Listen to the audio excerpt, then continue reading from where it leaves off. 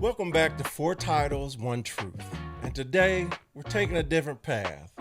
We're talking about what is on our TV That's screen. right, what's on the screens. Because let's be honest, retirement has its perks. Facts. And one of them, finally having the time to binge good shows. Exactly. Let's get into this before this joker spoils something I haven't finished yet. Hater. All right. Since you're going to take that route. Come on, let's go. What's one show you're watching right now that you'd recommend to anybody without hesitation? Oh, Mobland. It's on Paramount. Yeah. Has Pierce Bronson, Helen Mirren, Tom Hardy in it. Yeah. It's they're based out of London, and they're mob family fight. It's excellent, man. It's right on time. You got all of the deception, the crime, the little comedy in there. It's a good show. I like it. Yeah. Straight to the point. That's one of the ones that I'm watching right now. Currently waiting on the next episode. Yep. And it is absolutely the British mob and the trials and tribulations of that. And I'm going to tell you two things. Helen Mirren is a problem, and Tom Hardy is the truth. Woo! Yes, sir. Yes, sir. On Sunday. Comes on Sundays. Yeah. On Paramount Plus, they release the episodes. Yeah. So, yeah, it's right on time. But I'm about to one-up you on right now. Okay. The Last of Us. Oh, season 2. That's one of my favorites, too. So that's on HBO. It's got Pablo Pascal and Bella Ramsey. Yep. Both of them are from Game of Thrones, if you remember. But this is an adaptation of a video game that I had no idea existed. And we watched that first season, and just there's some gore to it, and there's some craziness to it. But the story is the truth. It's the fact that they adapted a game, and the creator of the game is also the creator of this TV show. Yeah. And what he did was he married up, not literally, but he linked up with a TV person and HBO or Max now, and they've made an outstanding series. They do a good job. I watched this one with Mackenzie because she knows the video games, and she goes in and goes to all the little the after the shows, after show and before, too. And she talks about how they're following the game pretty close, accurate, right on. So she said they changed up a few things, but just changed the order, but didn't change what actually happened. In the from the video game to the show. But that's a good one. On Sunday it comes on. Comes on Sunday nights also. But hopefully this won't end up having a Game of Thrones ending. But I'm gonna tell you, this show, I recommend it strongly. But just remember, it has some gore. The bottom line is that I think it was 2003. There's a fungus that it somehow links up with humans, right? And it takes the brain over, and you basically become a zombie. But you're a zombie linked through the fungus to everybody, other zombies, that's infected. So you're either infected or you're fighting to stay from infected, and then you also have to deal with and this is the most amazing thing. The times are horrible because you could die and become a zombie and then kill other people. Yep. But there's still humans that have problems with each other. Yep. Still fighting each other. And killing each other. And the government's still battling against the people, So it's full of excitement. It's a great storyline. That first season, because season 2's out now, but that first season, the episodes hit hard, and it was just a great, very entertaining. Yeah, just a great all around series. I'm glad season 2 is living up to the hype. Yeah. Okay, hey Tommie. Okay, so what's been the best TV series you've seen so far this year and why did it hit so hard? Okay. So it's season 3, right? But it still hit hard. Is Reacher. Yeah. Good old Jack Reacher. Oh, yeah. It came out originally in 22, and it's on Prime, and starring Alan Rickman. Mm-hmm. Now, the reason it hit so hard is because I've read all the books, right, before the episodes came out. And when I found out that they were going to do a movie release, and they said that Jack Reacher was going to be played by Tom Cruise, it threw me off, right? Why did that upset you so much? Because Jack Reacher in the books is 6'5", 250. Tom Cruise Tom Cruise doesn't quite live up to that stature. 5'6", but 150. I will admit, he had the mind state of Jack Right, Reacher. right. Because in the books, Jack Reacher is he's an MP, and he's gets out of the Army after serving 13 years as an MP. And he's one of those people who believes in right and wrong, justice, right? And so his father was in the military, and his brother was in the military, and then he was in the military. And so that's all he's known. And they both went to West Point, the brothers. Mm-hmm. And he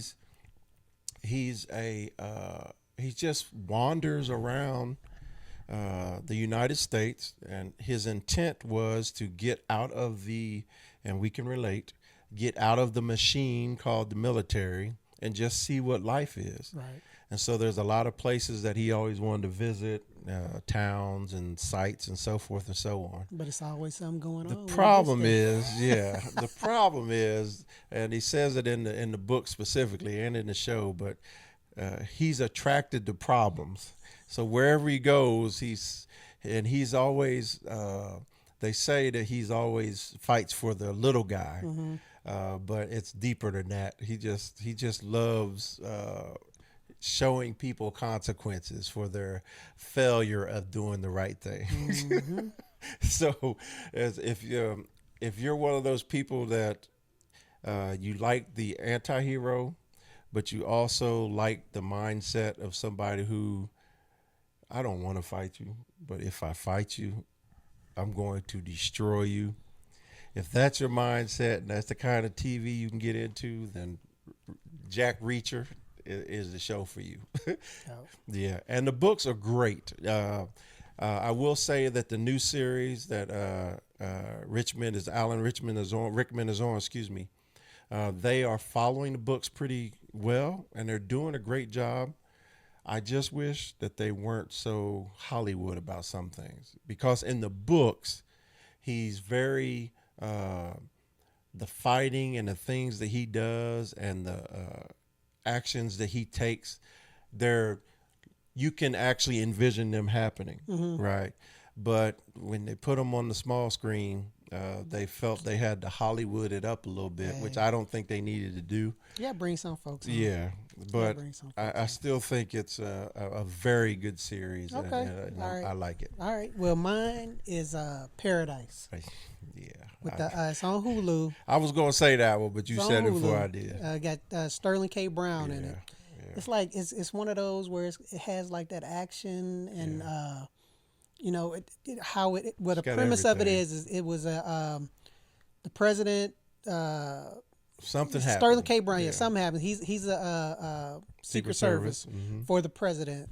Something happens where they have to whisk the president and staff, selected folks away. Of course, the billionaires. Yep, to this mountain. When they get in this mountain, that they built a city. Yep, a whole city in this mountain. Yeah. That's self-sustaining itself for supposed survival, to be for years, and some things start happening. Yeah, and that's the best thing about it is you're finding out what happens all through the first season, right? And only one season's been out yet. Yeah. So, and that's something that you look at and go, could they really have some stuff like this? Or do they out west? Or is it something already there? Exactly. Yeah. So that's a good one, a good watch. that I think you all would enjoy. And the question is your name on one of the lists to go? I'm on that list. Yeah, right. Sure. All right. Is there a show that you feel gets it right when it comes to either military or leadership? Yeah. Doesn't have to be both, and it doesn't have to be military. It's hard to find a show that gets it right, like military life, because they either exaggerate it too much and have it looking silly, or they don't even hit on stuff how they should. But for leadership and responsibilities, The Pit is on Max. I haven't seen that. Yeah. It has Noah Wiley in it. What's it about? It's about he's a chief of the emergency room. Okay. In Pittsburgh. Hospital. Yeah, hospital. Yep, in the emergency room. And you're and it's nurse. Okay. I'm a nurse. So that's makes right. Sense. Makes sense. Just had, hey y'all, believe it. So we so it follows in a day. The season is a day of this emergency room going through the the whole season is a day. Every show is an hour of the day. Like 24. Yep. Wow. So yes, and they have like a mass cow that goes on there. So they have like a mass. So yeah, so it's the mental health piece of it, where you see he's leading these folks that are trying to stay strong, and it has a scene where he just breaks down. Ooh, pressure. Yeah, where it's just like, because he was also because it had flashbacks of him back in COVID, and one of his other I'm saying surgeons, one of his other emergency docs that are there was also in the military, and I think both of them were in the military, so they go back to a deployment, and they use some of those techniques and things that they learned and did there during this. So yeah, and the stuff is pretty spot on, pretty accurate, where it's like, okay, yep, that's what we would do. Yep, that's what we would use. That's how we would put it in. So it's a good show, really good show. Fast paced, huh? Yeah, I liked it. I bet. It was good. Because I love me some 24. Yeah, 24 was great. Kiefer Sutherland did his thing there. So I'm going to do the same thing. I could say Military Link with Lioness. I could say that, but I pulled back on that one. Lioness is a good one. It's a great show. Yeah, that's a great show. But it's not really military, because they're CIA type things. But I'm settling on Chicago Fire. Okay. Now, Chicago Fire is on Peacock. See, I haven't watched any of the Chicago. And I'm gonna tell you how I found out about Chicago Fire. So I went home to hang out with my mom and my sister. Oh. And my mom is like, she was like, let's watch a show, right? And I'm like, let's watch some TV. And she's like, hey, she says, Chicago Fire on? I said, Chicago Fire? And she is, that's her show? Oh my goodness. She is on Chicago Fire. And so if your mom wants to watch Chicago Fire, that's what you go, especially in her house. That's right. So I was there, and I was just like, okay, I'll watch. And the problem is, Chicago Fire has been on 13 seasons. So now it's not like you get to see, unless you're watching it when it comes out, you don't get to see the progression of it. So she started watching the different episodes because it's in syndication, right? Okay. And so I'm like, well, I can't keep watching this, because I'm getting interested, but you'll be in season 2, then you'll be in season 4. And so I was like, God dog it. Yeah. So I was only home for like 3 or 4 days. And so I ended up coming back home. And then I was like, I'm going to start all over. I'm going to watch season 1, episode 1. And let me tell you something. Hooked like a mug. Okay. They got the first seasons on Peacock? That's all on Peacock. Okay. Yeah, that's how I got caught up. So I've binged 13 seasons. Oh. And now I have to wait for the new release before I catch it. Yeah, I did. I watched it all the time. But anyway, it's intriguing because it's about Firehouse 51. And I picked leadership. And I'm going to tell you something. Big Chief Wallace, who is played by Eamon Walker, who is British. He's doing but his you thing. have no idea he's British. He sounds like Chicagoan, or you got that deep voice. Nikki likes That's a to lot, man. You talk got a about lot it. of the British actors that Yeah, come over here. You would have no idea. on screen. Then you get Yeah, off. no They get idea. off screen. You're like, Like what? what? Yeah. But anyway, so Big Chief Wallace. He's a firefighter through and through, right? And he reminds me of just sort of his look and the way he presents himself and the way he's seen by people. He reminds me of my dad. And that may be a reason why my mom likes it so much, but I don't know. But a younger version of Tom Jones. So Some flashbacks. you never know. But anyway, he's the chief of this firehouse, and he has absolutely created an environment that is an extension of him. Okay. And he only brings in or keeps firefighters that understand the character of the firehouse. You know what I'm saying?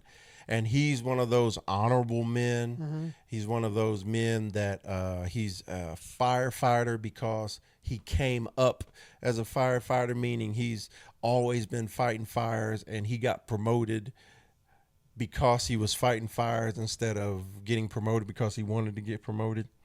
And so he is a firefighter through and through, which is how I always saw myself as a soldier, because I experienced every level of being a soldier. And leadership wasn't something that I chased in the beginning. It was something that I sort of fell into because I was giving my all the time, and people were seeing it and pulling me up. It was the evolution. Absolutely.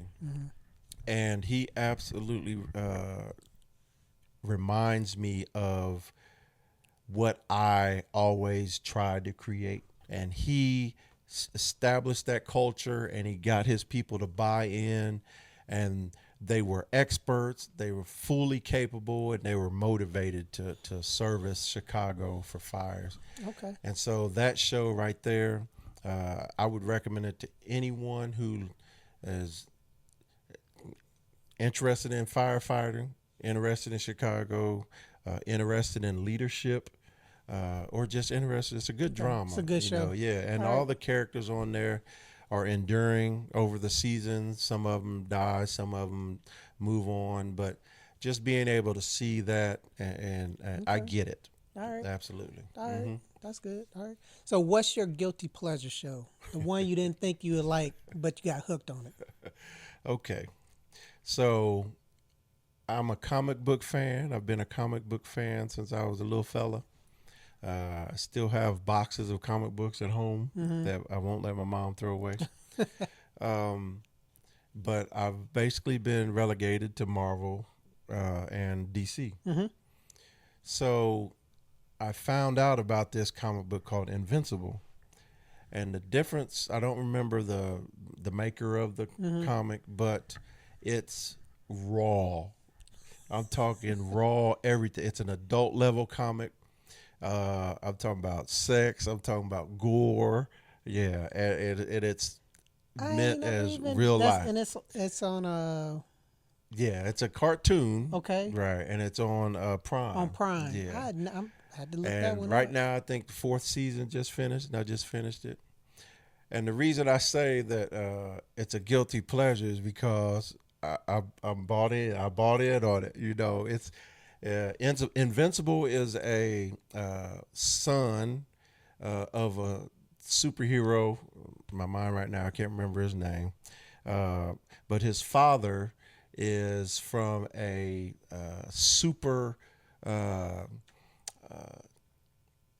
superhuman race, right? Okay. To where they fly, they do everything Superman does. That's the bottom Okay. line. And their culture is to take over worlds, right? Hop and take over worlds. But you don't know that about his pops. It'll dawn on me what his name is, hopefully. But so his pops is living his life on Earth, but he also has a responsibility to care for Earth so it can be taken over by these super beings that he's a part of. Yeah. See, I gotta watch that one. Yeah, it's crazy. And his son is invincible that he's had with a human. Okay. So his father gets to a point where he's torn because now he's supposed to do his job, which is take over the Earth and prepare it for the reception of this super race. And his son gets his powers late, right? But his son was raised by the mother, the human mother's love, and he doesn't see it the way his father sees it because he's not attached to that race. Mm-hmm. And of course, Superman doesn't die, so we're talking centuries, right? So Invincible, the first season is about Invincible finding himself because he gets his superpowers late, like at the age of 19. And while he's getting his powers, of course, he's young and weak compared to his dad, who's fully evolved. But his dad says, okay, it's time to take the world or take Earth over. And son's like, I'm not going to let you do it. And so his father beats him down. I'm talking, it was so lopsided, right? But Invincible never stopped, and they destroyed major cities, fighting all over the world. Yeah. And then the father, right before he's about to kill him, he pulls back and then just takes off because his love for his son won out over his commitment to the race or whatever. And then the seasons are just basically the evolution of Invincible as well as his father, the path they go, and the mother. So it's a guilty pleasure because Nikki would never sit down and watch it because it is raw. I'm talking snatching people's heads off and their spine connected, punching through them. Yeah, I couldn't get out there to watch that. Yeah, it's true. It's it's wide open. So that's my guilty pleasure. All right. Well, and I'm hooked. Okay. What about you? Well, mine is. I mean, it's crazy because I would talk about Audrey for watching like all the little soap opera. Yeah, soap opera. Tyler shows. Perry, The Oval, and all of them like that. So. I think this Beauty, with the name of the show is Beauty in Black. It's on Netflix. I've seen it's a Tyler Perry. The title. Yeah, it's a Tyler Perry show he created and directed and all of that. And it was created, wrote, directed. Oh my goodness! But produced. it was one where I was like, wasn't that else on? It was late at night. I was like, let me see what this. Let me see what episode one like. Yeah, so I sat there and watched like 3 of them in a row, like, what in the hell am I doing? Because it's like one of those where it's like, it's silly, and it's so silly that it pulls you in and keeps you to watch. So by the end of the next day, I watched the whole season, and I told Audrey, and she was like, trying to get me to watch it. Yeah, need to watch it, and then, so I'm like, okay, if it's going to be, you knew it was going to be another season. And I was like, okay, I'm done with that. I won't have to watch it because it's not going to come out for another year.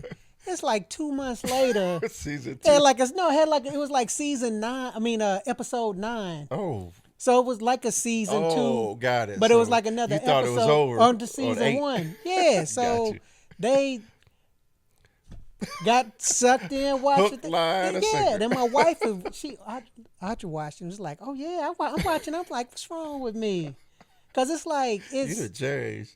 It is. I mean, it's one of those shows where it's so crazy. Yeah, it is just crazy where you like, come on, man. Can't take your eyes away from it. But you had to watch it. I just kept going back to it. Yeah. Kept going back to it. But yeah, it's one of those silly things. And I give everything, I watch everything. I give everything a chance. Yeah. That's my family. Say, oh, you watch everything. It's like, well... Look, cause some stuff, you might come up on the gym. Yeah, that's sometimes, the thing. So. You don't know what you're missing if you don't open yourself up. Yep. Black and Beauty, I see it all the time. You gotta watch. Popping up there, and I do watch some Tyler Perry stuff, some I don't. It's it's like a Tubi, but not a Tubi. That's about. It's a We'll little talk it's a about little Tubi more a little money later. than Yeah, we'll talk about Tubi a little later. it's a little more money than Tubi, Yeah, you know. But we have an honorable mention section, and we gonna mention some things about that. But remember Tubi. shoot. Oh, All right, so check this out. This is the corny question, but it really made me think. If Hollywood called and said, Lance, we want to make a TV series about you and your military career. okay. All right. Which genre would it be? Oh. Would it be a thriller? Would it be That- drama? It'd be a comedy drama, most definitely. I mean, just because it would have to be some drama, just because of my job and what I did and what we saw. But it's also a comedy. Like The Pit. Oh yeah, because of my, what we did and what my job was, and because we saw some, we had a good time. I mean, I always had a good time on my job, and then after, not being at work, and even at work, we had a good time. Right. But we had it's some things that happen, some things that you see That keep it drama. that keep both, Okay. keep the Oh, I was drama about to and say. keep the comedy. But Okay. as far as like a lot of the drama, I mean, we had a lot of drama at deployment. I can't imagine. Well, we had a lot of Well, some I can't comedy imagine. too. That's the problem. Yeah, we had a lot of comedy too. That was like, why are these people getting their asses blown off? I mean, and it was just like you get a string or something like that, or just crazy. I mean, Would crazy you tell stuff. me about the rubber bullet? Oh, prisoners getting their knowing. I mean, and that's all that the police had. The MPs had were rubber bullets inside the prisons, and they would always somehow put an eye out, aiming at the eyes of these prisoners. So it's like we were constantly removing rubber bullets. Yeah, rubber bullets out of removing eyeballs. I mean, it sounds gory, but it's just crazy. The story Just behind crazy the gore. stuff. Yeah, I mean, just removing some objects from individuals, hot sauce bottles, and just it's a lot of comedy. It's a lot of comedy and drama. This is probably a little too old for some people to reference, but MASH, I think. I remember Was MASH. that the last military doctor show? They were deployed in the Korean War. Yeah, in the Korean War. Yeah, I'm trying to think what. I can't think of any other military medical drama, comedy it's or been drama. a series that's been on TV or whatever. So, wow. Oof.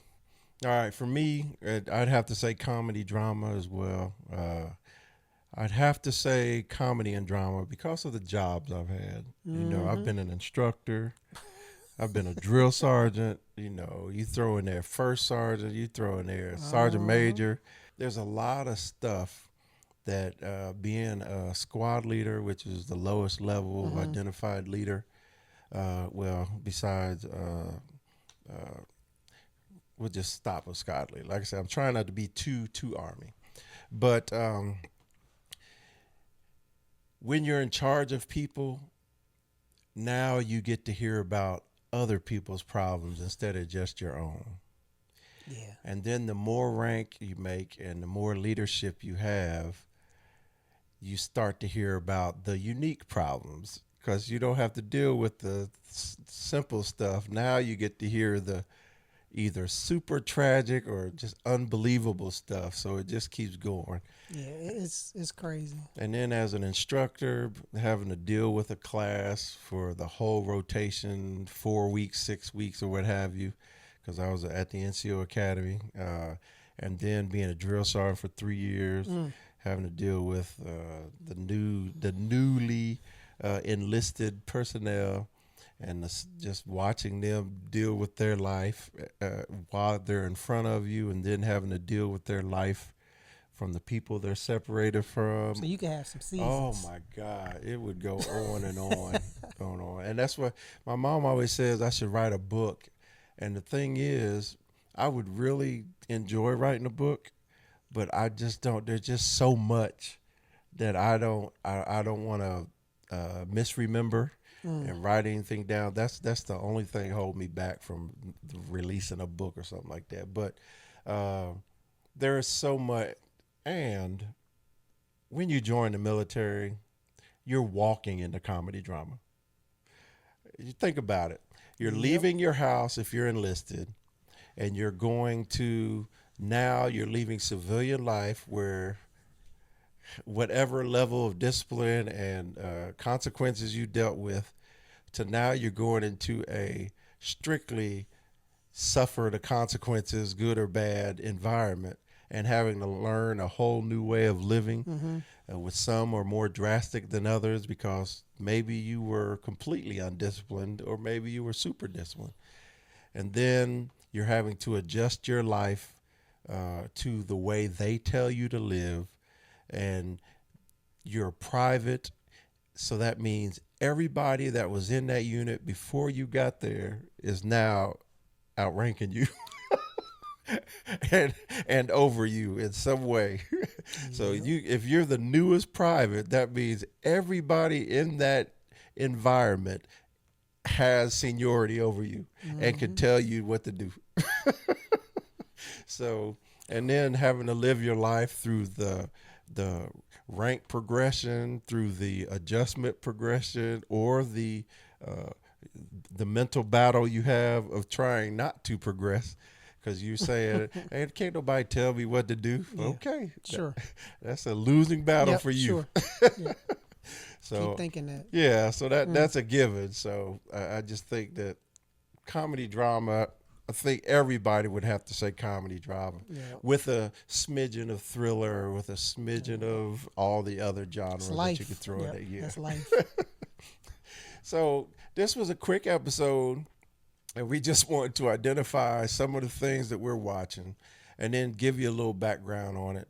This is not in support of any specific show. This is literally, hey, we watch so much TV and we was like, we should do an episode where we talk about what we're watching. There's so much now. out there too. Yeah. You forget about a lot of things. So now you know what we're watching, you know. But what could help us is, not only do we rely on each other and our wives to let us know what they're watching or something that they heard is good, could you tell us what you're watching? And don't give us crap. Give us something that you really like so that we can get it and then see if we like it. Right. Please. But I will say this. I do have some honorable mentions, and I know Lance does too. They didn't meet the criteria of the questions we came up with, but The Residence is on Netflix, and it's a great show. Yeah. It's a Sherlock Holmes type show, but it has Uzo Aduba. She's from Orange is the New Black. If you watch that, you know who she is. But she plays a bird watcher / a sergeant detective, and she is quirky, kooky, but smarter than everybody else, and whittles her way through figuring out, guess what, who killed who. Yeah. Another one I like is Daredevil. Once again, it has to do with my comic book relationship growing up, but it's on Disney. Yeah, that's the new one on Disney. Absolutely. Yeah, because it was on Netflix. Yeah, but for the new one on seasons. Disney. Yep. And so it's got Charlie Cox, and he's British too, but plays American, does a great job. Yeah, he's hard. The most I'd like to point out about Charlie Cox is he's not blind, but he's playing a blind person, and that dude is, you can't tell he's not blind by the way. I mean, you can tell he's blind by the way. Absolutely. He acting his butt off. And then you got Vincent D'Onofrio, who we first saw him in Men in Black. But I really got to like him on Law and Order: Criminal Intent. He plays Kingpin, and he's a monster. Abbott Elementary. Yeah, that's my comedy. It's on ABC and Hulu with Quinta Brunson. Yeah. I mean, the fact that she brought the Office feel to a high school or a school, and the characters as well as the actors around it. There's so many to list, but I'm just going to say those are some shows that I recommend. But lastly, if you want to get addicted to things that you thought you'd never watch Tubi. Oh, Jesus. Now, Tubi has two sides. Tubi has a side where you can watch stuff that's there for that they actually collect on their app, that you can watch shows that you grew up watching. Yeah. You can watch some current stuff, and they also have sports exclusives. Right. So Tubi is a legitimate app to watch TV, but they have a section of black creators. I think they changed the name of it, but you can go on there and their original TV shows and movies that you can watch that will blow your mind. Oh my God. Like the acting, the direction, the production, the movie titles. It is if you want to go. They are trying. Oh, they are trying. And some are failing. But it is a hilarious roller coaster ride. What was the name of that show I told you to watch? The Pimp Stud, yeah, something. So it was Studs, and it was like a reality show, but it was a competition, and it was basically who's the best stud. And if you know what stud is, that's what makes it even funnier. But they brought, I think it was like 8 of them into the house, and they had different tasks they had to go through. And just watching them, it was hilarious. Yeah, it was. And the reason most of them are so funny is because they're very low budget, but they still got to tell their story. So those are my honorable bitches. What about you? All right, so mine are. I've watched so much, but some that folks might not watch or might not try to give a chance to, or some of these like the Korean competition shows. Yeah. So, and Mackenzie got me hooked on these, but because I would just walk into the room and she'd be watching. I'm like, "What are you watching?" Sit down, and 4 episodes later, I'm there. But like what? Physical 100. Yeah, you told me That's about that. Good one. No, we found out about it, but you had already watched it because of Mackenzie. That's a good one, yeah. Physical 100. It's on Netflix. About? Well, it's a competition where it's like they get 100 folks from different. You got athletes, you got bakers, movie you might stars, have teachers, movie stars. But it's a fitness show. But it's a fitness competition. Yeah, a fitness competition basically. So they see who is the fittest. So you got these Olympic athletes going against these. Yeah. Like you said, bakers, reporters, cops, whatever and stuff. So, but you would be surprised. Some of these folks. But the one thing I'll say is it's the most strenuous competition that I've ever seen, and it's like that's why you get so caught up. Yeah, because you'll have like a MMA fighter, a legendary MMA fighter, right? And then the next person introduced is a ballet dancer, right? A male ballet dancer. So now the MMA is like, man, I'll do whatever. But then the Joker takes his shirt off, or she takes her shirt off and just ripped as a ballet dancer. So it's anybody can be in the 100. It's just who comes out the winner. Yep. And endurance and strength are absolutely a monster. Yep. What else? And then Squid Game, which I know everybody probably. I ain't never watched Squid Game. I watched the beginning of it. Not the series, but the competition series. Yeah, you know, I saw. That's a. I was good until the series. The guy went underneath the series. When he was all up under trying to escape and all that stuff, that's when I was like, "Yeah, I'm not interested." But Nikki loves it. Yeah, it's good. I guess the world loves it. That's a good one. Then the latest one that we're watching now that just started, I want to say last week, was it's called The Devil's Plan. The Devil. What's that about? And it's crazy because it's not anything to do with the devil or anything like that.